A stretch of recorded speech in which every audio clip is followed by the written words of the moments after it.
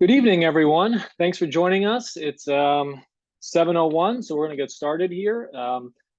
This is a council-wide roundtable for Chester County Council, kind of talking about all the things that you may have heard about on social media, some of the changes that the Boy Scouts announced in May, and really just a time to help answer some questions towards the end about anything that's kind of burning on your mind, so we can help answer them, or at least make a list so we can get some questions answered for you.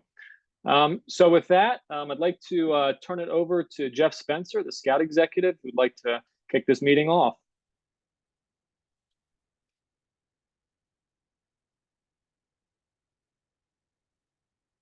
I know Jeff was having some internet issues. I think I fixed it. Can you see me? We can see you and we can hear you. All right. Sorry, everybody. Little internet issues at the house here. Hey, I just wanted to thank everybody for jumping on tonight. Hope you had a great summer. We certainly did in the Chester County Council. Camp Ware and Camp Horseshoe and Day Camp and the Jamboree all had great attendance. Hope you were able to get to one of those or do some fun activities with your units over the summer. Can you believe it's over though? School starts next week. So we're jumping into recruiting season and starting our new scouting year. So thanks again for taking the time to join us tonight for our council-wide roundtable. Thanks also for all you do for the youth in scouting. We appreciate everything you do as a volunteer, and hope you have a great scouting year going forward. So tonight, as you'll hear, we do have some changes coming down the pike. We're in good hands with our Assistant Scout Executive, Jake, who will take you all through those. None of these, I think, that we're going to review tonight, though, were done locally. These are all from the National Council. So it's like anything, we're going to have to get used to them. I think in the long term, they'll serve us well, but there are some complexities to them. And we'll go through all those tonight with you. So again, thanks for all you do for scouting. And with that, I'll turn it back over to Jake. Thanks again. Thanks, Jeff. Just a reminder to everyone, this is being recorded, so for future reference and review. So if you prefer not to be recorded, we were not going to show the side videos, just the main presentation. All right, well, let's get started. So I sent the agenda out earlier today. We will have time for the end of questions, for questions, and you'll find many of them are going to be answered along the way. Since I'm kind of running this solo tonight, if you have a question, feel free to kind of chime in, but there will be plenty of time at the end. So I would encourage you to wait until we get through it. It's a pretty short presentation, so there will be plenty of time for questions we can review. So moving on to kind of the first agenda item, membership fees and the process of that. So this wasn't really new information. This was rolled out a few months ago, but basically we saw the youth fee increase by $5 is kind of the net result here. So the National Council raised their fee by $5, and that translated from our old fee from $145 to $150. Everything else generally remains the same. The magazine is $15.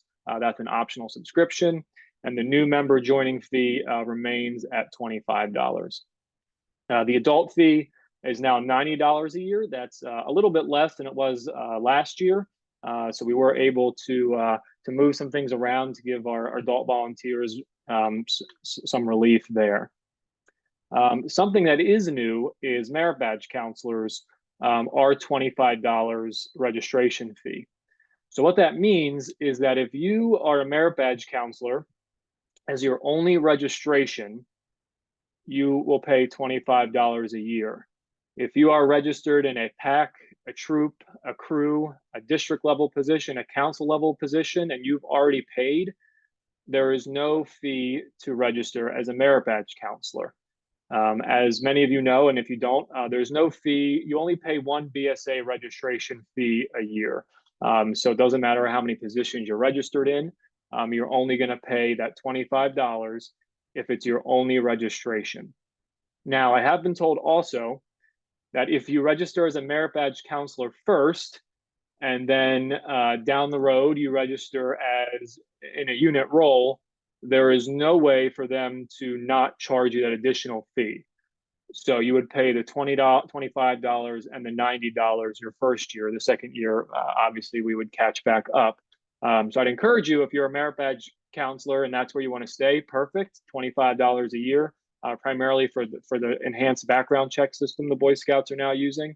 But if you're already in a troop, a pack, a crew, district, or council, you're just going to pay that $90, and that's it. You can be registered as many places as you currently are, and not pay that $25 fee for a merit badge counselor.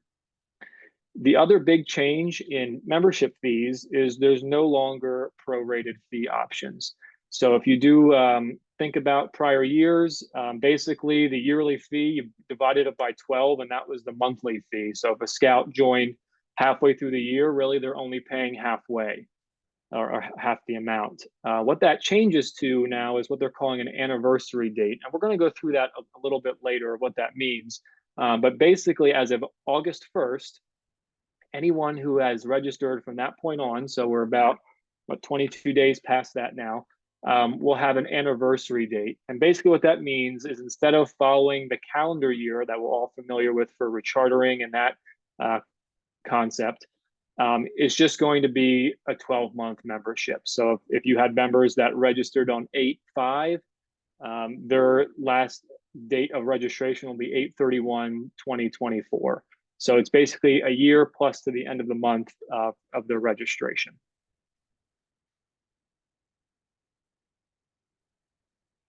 Anyone have any questions about this slide before I move on? All right, so we talk about the recharter process changing and what this looks like. I do want to be very clear that this December, every unit in Chester County Council will recharter the exact same way you have every year prior. So there is no change to rechartering this year. Really, this takes effect February of 2024, or March 1st business. The second bullet point doesn't really affect us. We don't have any units that are not on that 12-month cycle. So it's really just understanding that the recharter will happen virtually the same way it has in prior years this December. So in October, you can expect to see announcements, to make sure your paperwork is up to date. November, the system opens, and then that recharter day to make sure everything is turned in by December 31st, so your unit can recharter. None of that will change this calendar year.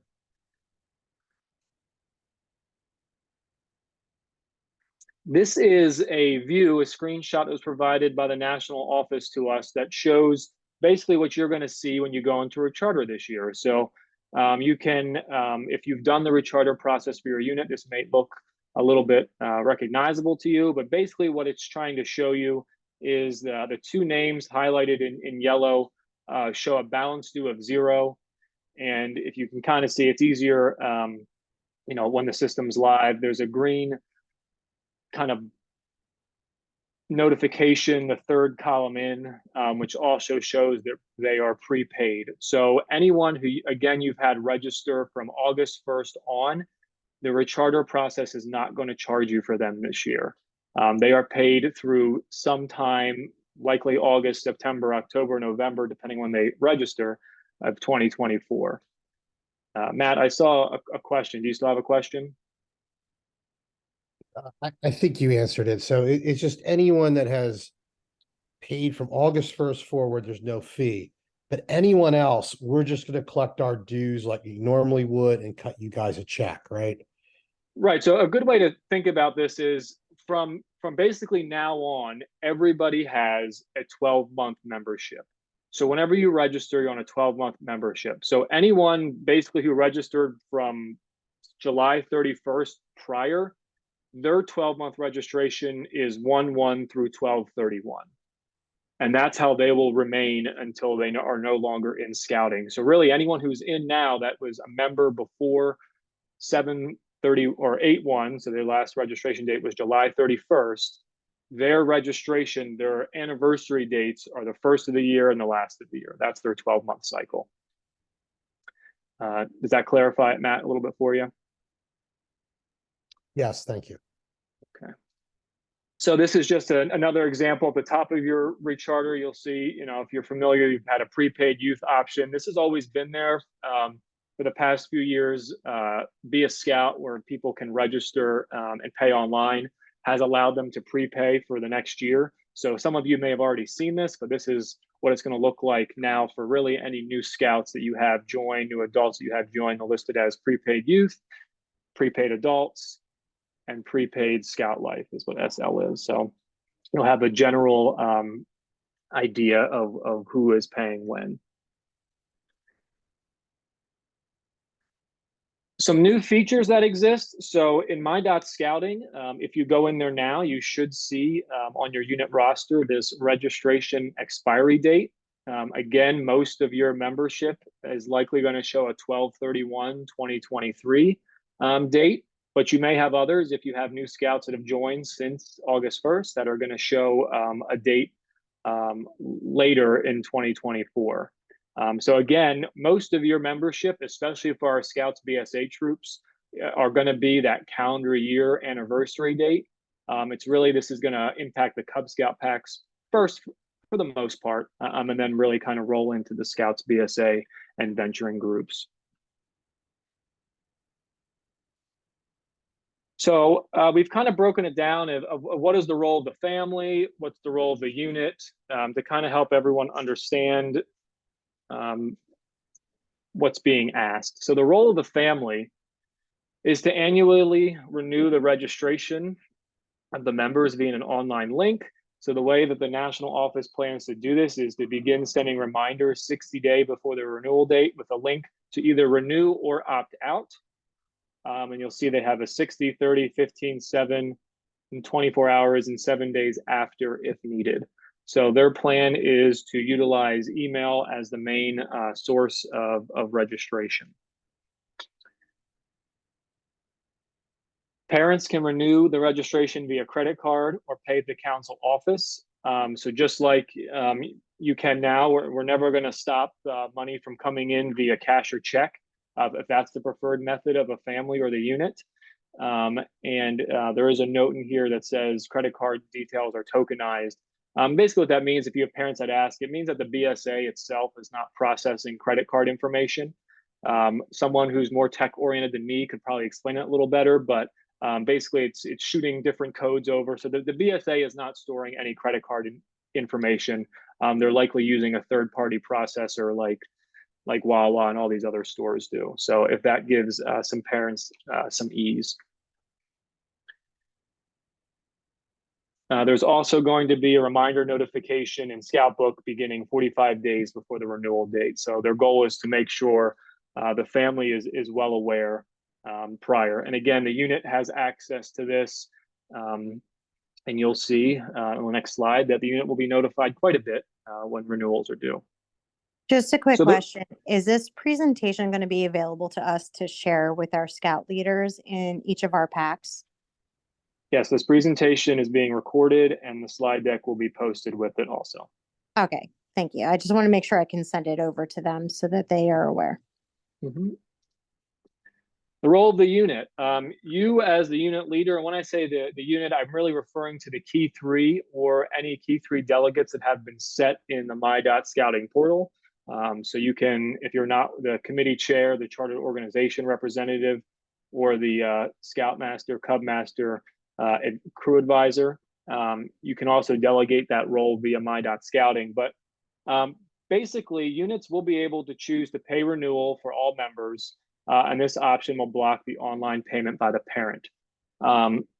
So if the unit, again, chooses to maybe offset the fee for a scout or multiple scouts, maybe you sold popcorn and the pack is going to pay $30 of everyone's fee, that'll be an option in there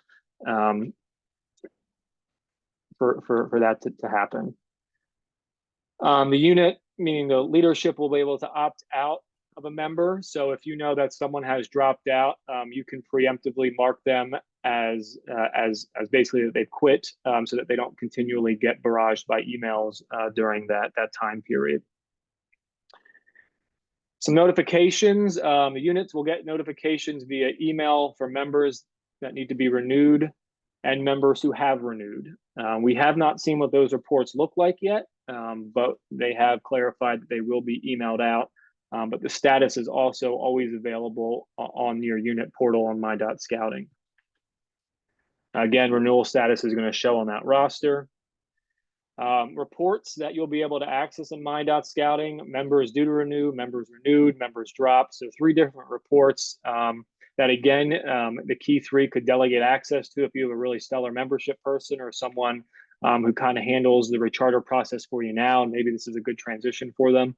You can give them access to that. And then unit renewal. Again, this is taking place after this recharter cycle. So what we're saying is, in lieu of recharter, right, because you're not going to be paying for all the scouts outright, doing all that paperwork after this December. So we have the membership piece taken care of because everyone's going to do it on their own every 12 months. But the unit renewal piece is what still needs to be worked out, right? So that's always been done as part of recharter.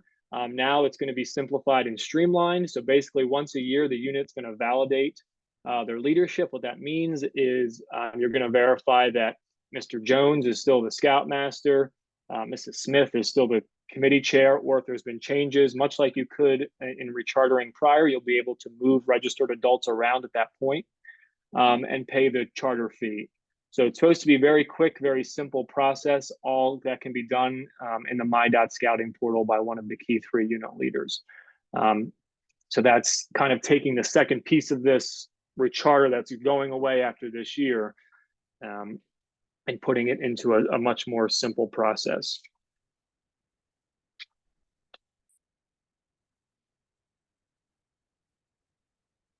Something that has started this year that we're happy to provide is membership assistance, and this is being done to really help break down barriers to joining.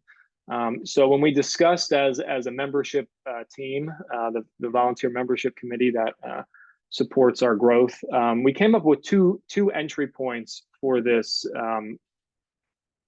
assistance. One is unit leader initiated, and the other is family initiated. So we had a long discussion about what makes the most sense, and we thought, maybe there's a family who wants to join but doesn't want to ask for help. So we want a way for them that they can confidentially, discreetly, maybe ask for support. But then there's the other option where they come to the unit leader and say, "Hey guys, I just can't make this work. Is there any assistance available?" So those forms are on the membership fees page on the website. They're on the membership page, but they're basically fillable forms. If you filled out a campership application for summer camp, generally the same information, but there is sort of an approval process. So on the unit leader initiated form, you as the unit leader or whomever will start that form.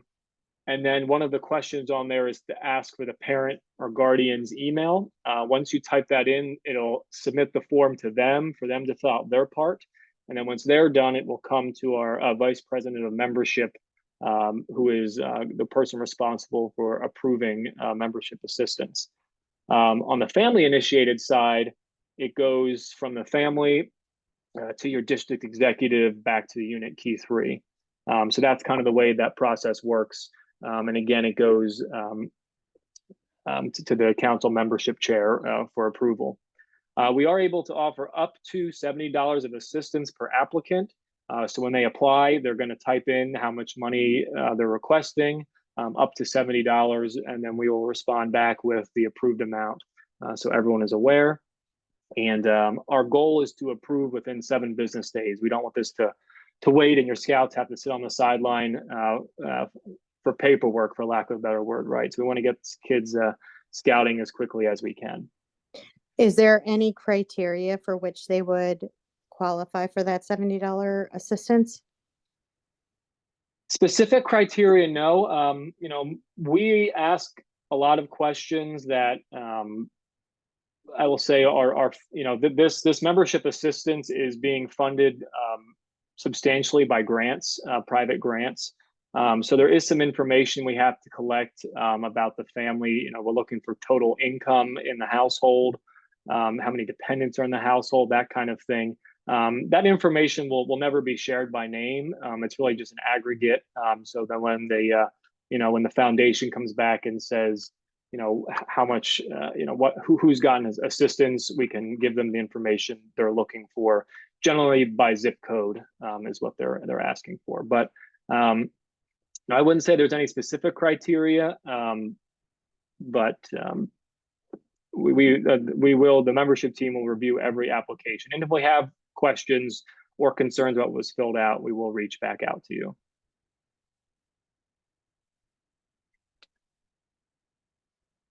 All righty. The last change to kind of go over is the overnight camping policy that changed in May and then changed back. So we just want to make sure everyone is aware that effective September 1st, Cub Scout packs are allowed to camp 2 consecutive nights. So back in, it was maybe April or May, they announced that Cub Scout packs would only be allowed to go camping for 1 night on pack camping trips that they plan and conduct. And a lot of pushback nationwide from that. And so they reevaluated and basically changed it back to 2 nights. So that is officially that. Cub Scout packs who are conducting their own overnight must have at least 1 adult leader who is Baloo trained. Not much of a change there. So still the same process. For Scouts BSA, it's very cut and dry. Any adult, which is anyone 18 years and older who is attending an overnight with a troop, must be registered. So that is the new policy. There's really no gray area on that. So if you're over 18 or 18 and over, you must be registered to camp with the troop. This does not include Arrow of Light Scouts visiting. So if an Arrow of Light den, if your troop is invited or your den is invited to a troop outing, packs, as they always have been, are still required to provide that 2 deep leadership, registered leadership. So those adults attending with that Arrow of Light den must meet the minimum requirements. The rest of the adults that may be attending would follow any Cub Scout guidelines for registration. So if you have adults of Webelos, Arrow of Light Scouts that are visiting an overnight, then they would not need to be registered per the troop standard. We have a question. It says, does Baloo expire? Baloo does not expire. I see Scott from Pack 23 raised your hand. Go ahead, Scott. Yeah, so you specifically said Arrow of Lights. I thought that the Webelos weekends was for Webelos and AOLs. Can you clarify if it's both years for that last part under Scouts BSA? So you're asking if a troop invites Webelos or Arrow of Lights on a camping trip. That's what you're referring to? Yeah, so specifically like this fall, our troop invites Webelos and AOLs to a camp out. And I'm totally good with, then you would have 2 deep leadership, the parent guardian there, but it's both years, not just AOLs. Is that correct? Correct. Yeah, it's basically saying if you're visiting Cub Scouts, they need to make sure they hit their requirements. They don't fall under the 18 plus must be registered. Got it. I'm good. Thank you. Sure.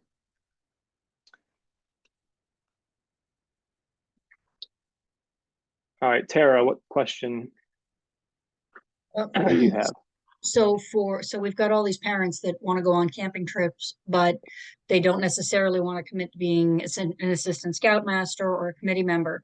Is there going to be some sort of leader, some sort of code that says, camping parent or something with a separate collection of training?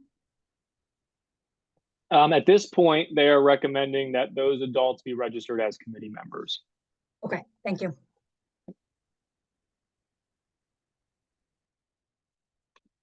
Any other questions about this slide?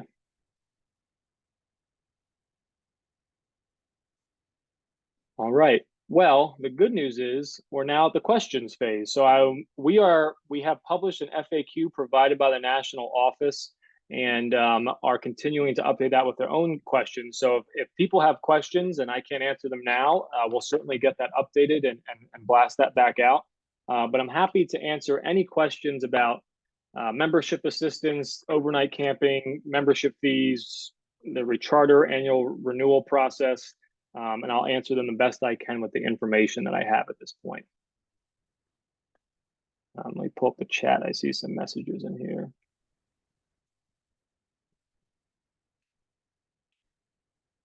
So someone asked about membership assistance.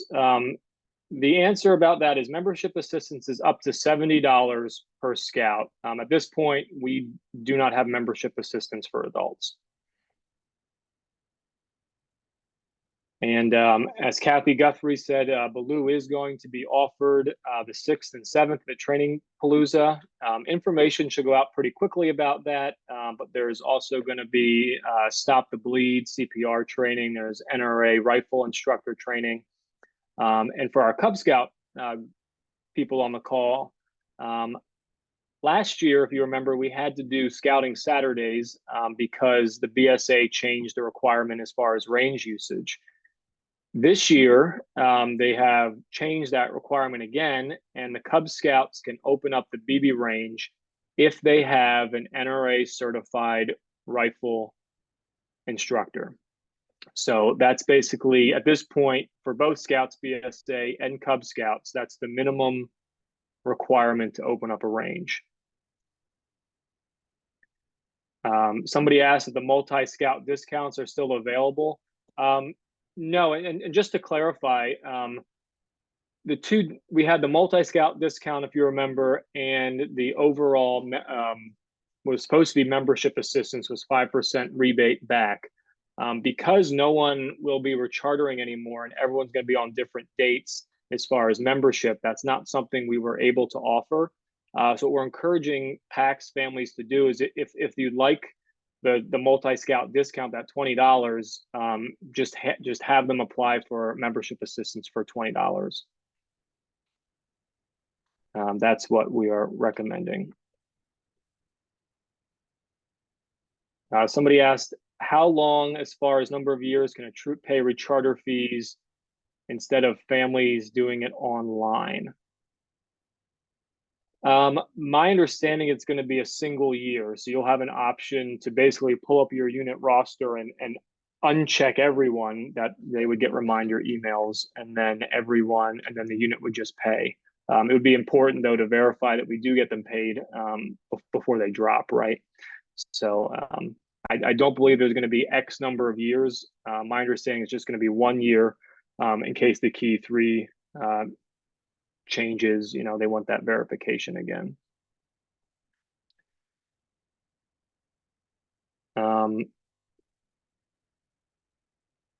Somebody, Chad, I'm not sure I understand your question. If you can ask it out loud. Yeah. So that setting you said to allow the parents to pay, when do we have to go in there and make that selection? Because I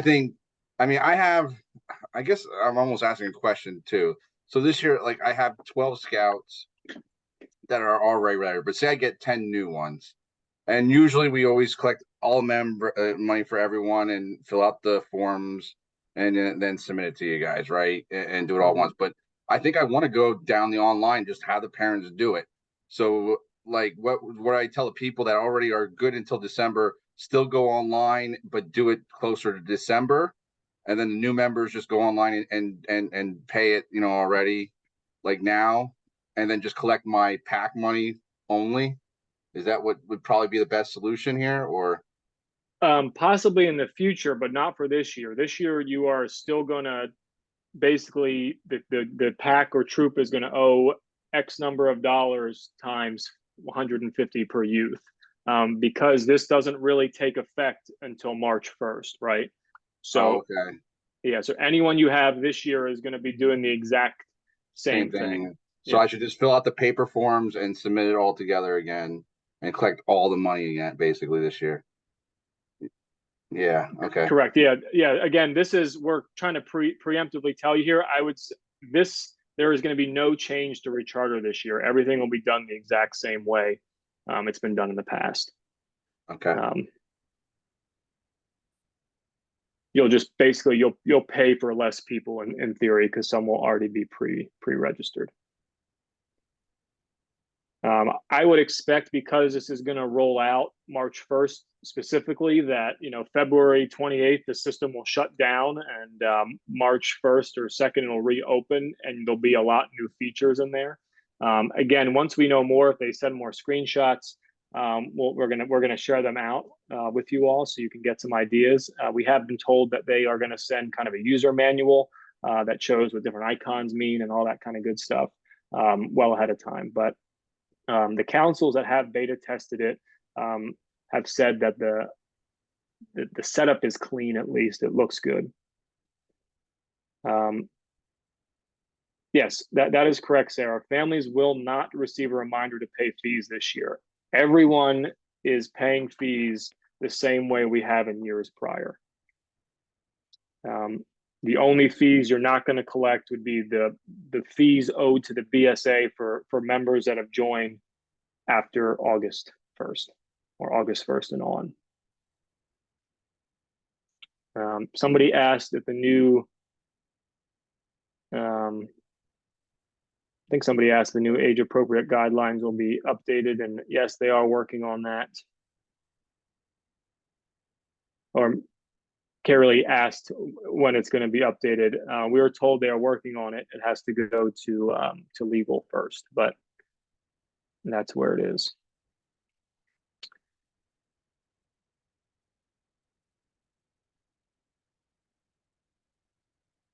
Looking to see if I missed any questions in here.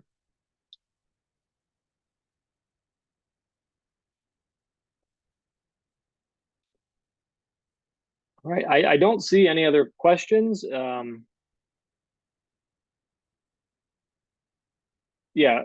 someone asked about the multi-scout discount or multi-adult discount. There are no discounts anymore. That's why for the adult fee specifically, it was lowered to try to ease that burden. But with the way the system is, there's no way for us to get that data to issue discounts once everyone goes to a different registration date and doesn't physically recharter anymore. Again, you'll be able to pay your dues online and check at the office. If your unit wants to pay dues or a portion of the dues, there's going to be options for that to happen.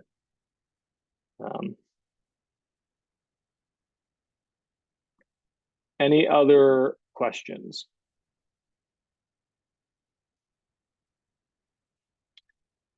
All right, well, I am happy to stick around if you think of more questions, but that generally concludes the presentation.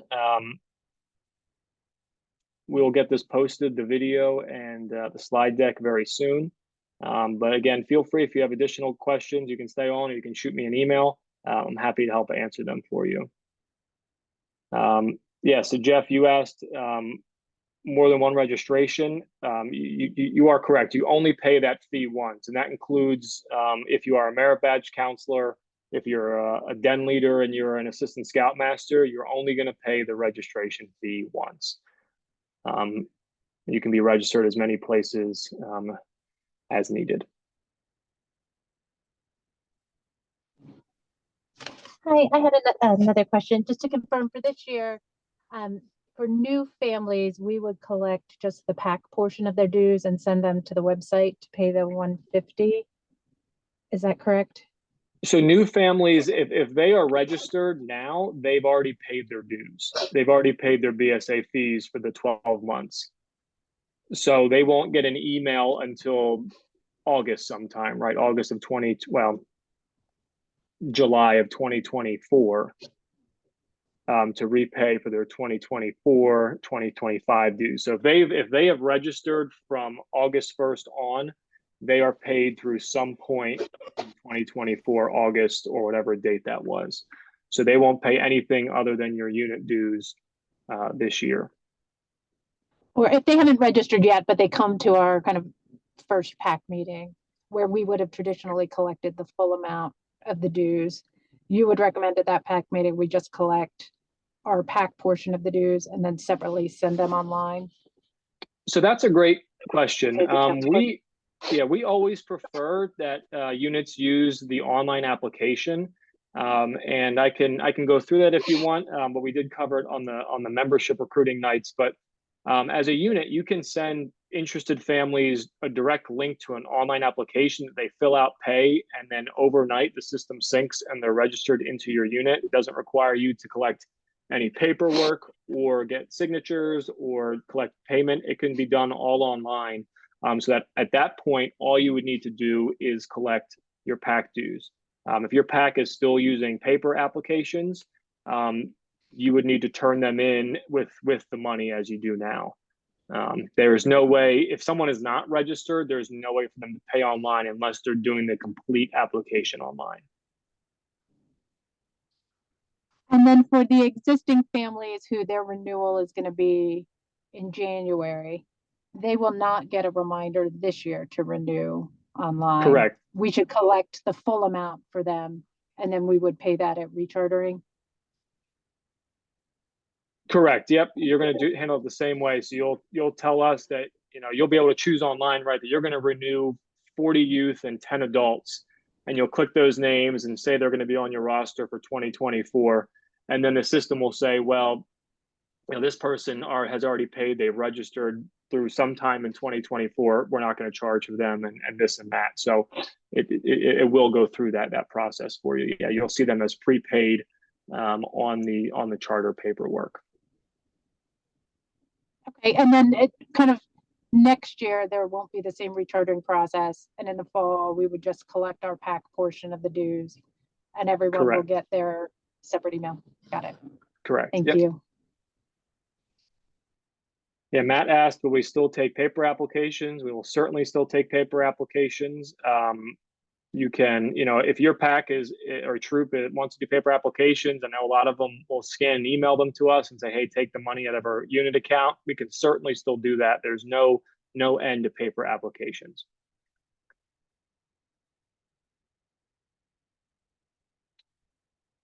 Christy asked what financial aid is available. So we are able to provide up to $70 per scout, which is basically the program fee. So the family would end up paying $80, which is the BSA registration fee. And there is an online form for that, but they can go and request up to $70 membership assistance. Is that easy to find, or is it through the initial application when they get on, or is it hard to find? I wouldn't say it's hard to find. It is on the membership fees page, which is on your screen right now. We can certainly send it back out to everyone. It's really just a jot form. Unfortunately, because it's assistance offered by Chester County Council, there's no way to kind of include it in the registration program. So what we're encouraging families to do that need membership assistance is to continue to use paper applications because there's no way to take that discount after they've already paid. Because that money goes directly to the national office, we have no way to get it, basically. Okay, and just one more question about that. Is there a guideline on who qualifies for financial aid and who doesn't, or how does that get based on? No, it's really based on what they put in the application. I will tell you, we had an application for a campership this year of a family that was making over $500,000 in combined salaries. So that was something that we didn't grant because we had what we thought were bigger needs. I mean, it's a little subjective, right? But we don't want, as best as to our ability, any scout not to join because of financial burden. Ted asked, can adults who are merit badge counselors but not registered with the troop participate in camping events? That's a hard no. So for the troop side, anyone who goes on a camping trip must be registered in the unit, which also means if you have a parent who is in a Cub Scout pack and a Scouts BSA troop, that parent, if they're going camping with your troop, must also be registered in the troop. Again, there's no duplicate fee for that or anything, but they just need to be registered in both, because basically what that's doing is the charter organization and the committee chair are saying, yes, we approve that adult leader to be with our kids, right, to be in our troop. For youth registered to both a troop and also a venture crew, what is their due situation? So the way the fees work hasn't really changed, other than the troop is not going to be, or PAC is not going to be collecting them come March 1st. So whether you're a youth or an adult, you only pay the BSA registration fee once, regardless of how many registrations you have. So for a youth who's in a troop and a venture crew, again, they would choose their primary registration, which for most is probably a troop, and then they could multiple in a crew. I don't know what that looks like on the system side. We're hoping to get some shots of that where, you know, Bill, you might get an email that says when it's time to renew that you are registered as a committee chair of this unit. You're a Cub committee chair in this unit, and do you want to keep them all or not? So they're still working through that process. You know, they have some time until March when this really rolls out, but the goal is to make it easier. That was one of the kind of the main things that came out of the national meeting in May, was to kind of get rid of some of this paperwork and make it a lot more streamlined. So the goal is to not make more work for anyone.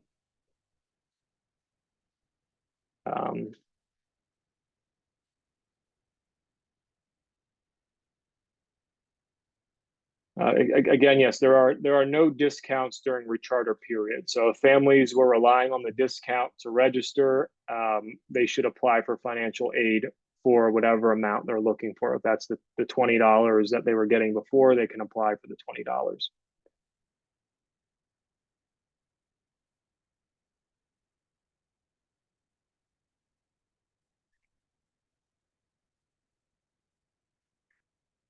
Can unregistered adults attend day outings and activities?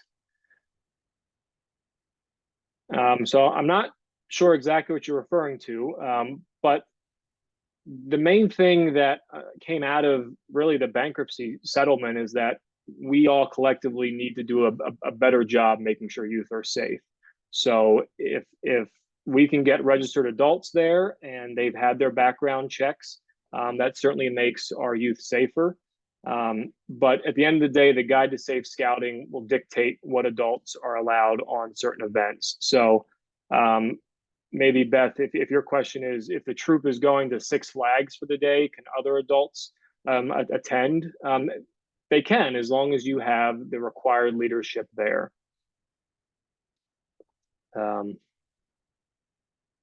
Well, families be asked separately about renewing Scout Life. When they renew, they will be. One of the requests that was made was to make that button huge because a lot of families miss it. We were told too, there's going to be a way that if you have multiple scouts in the program, that you'll be able to link them.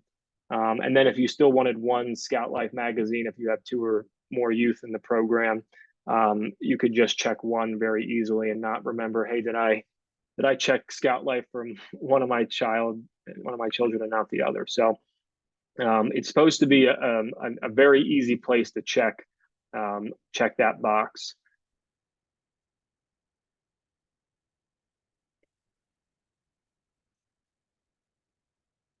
All right, are there any other questions? I think I've hit most of them. If I haven't, feel free to unmute yourself or put it in the chat box. Happy to answer them. Come back to the main screen here. You've probably answered this already, but just so I'm clear, the recharting for troops is going to be the same this year as the previous years, but the fee structure with the family discount won't be there. So if we're recharting this year, the families would need to request that $20 scholarship if they want to keep that $20 discount. Correct. This year's rechartering. Right. So if you remember the recharter worksheet before, it said how many youth, how many adults, then did some math and all this other stuff and got to this bottom number. It's really a lot simpler this year. It's X number of youth at $150.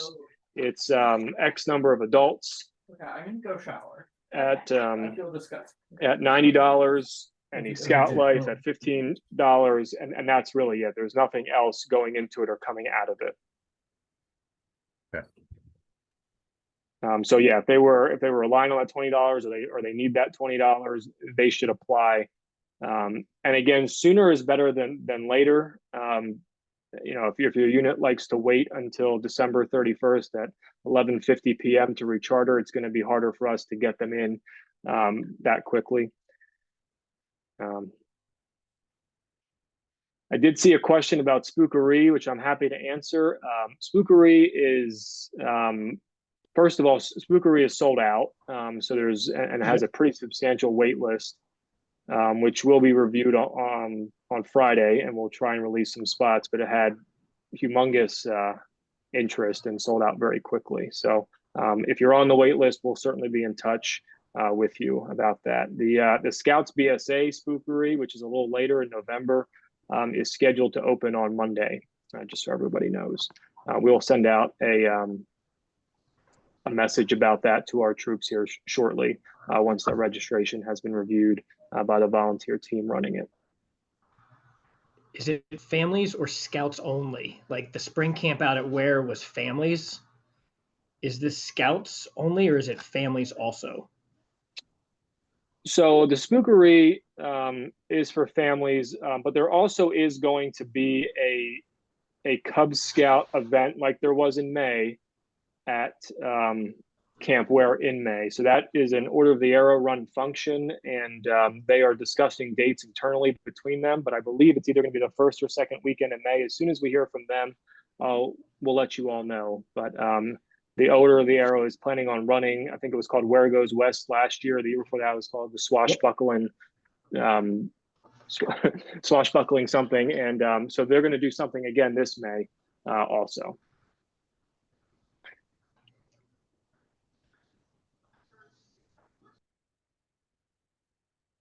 Any other questions? In general, I'm happy to answer questions about anything. You can try and quiz me.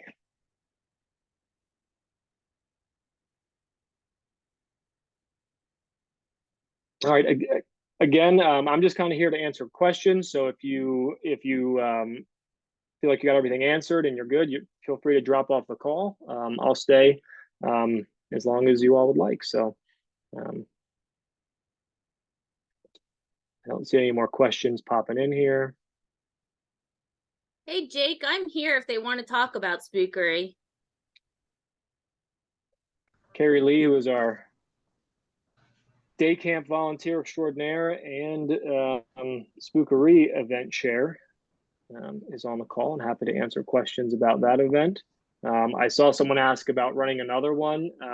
Yeah, I mean, we'd certainly love to if you feel like you have some parents that may want to help.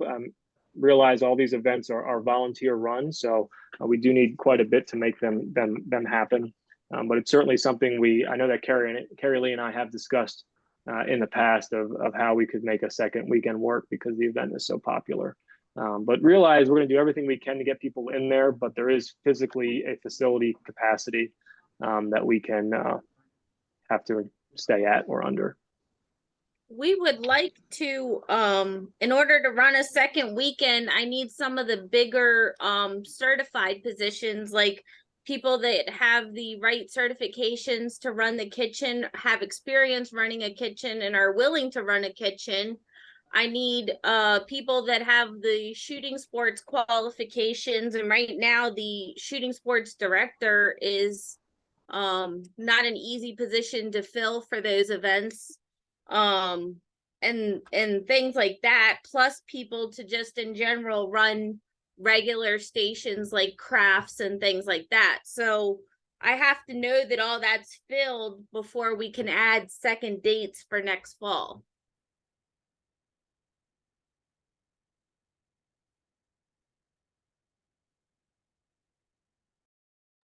Sarah, I see you have a question. Okay, so with the day that registration opened for Spookery, I, put my pack in there, but didn't pay for them, just like years prior. And once they were like in there but not paid for, it was still okay. But I just looked at it and it looks like the entire pack is waitlisted. Is that the case? Are we in or are we waitlisted? I can certainly look at that and get back to you about that. Okay. Because it's kind of hard for us to, in the middle of the summer, collect all of the fees from our scouts when we see them 1 to 2 times in the summer. It's not the whole pack kind of thing. Understood. Okay, thank you.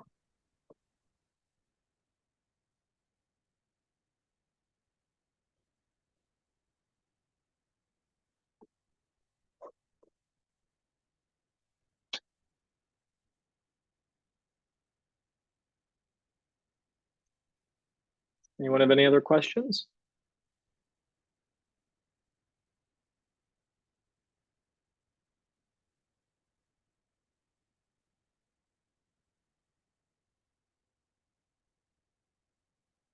All right, it looks like people are starting to drop off. I'm going to stop the recording.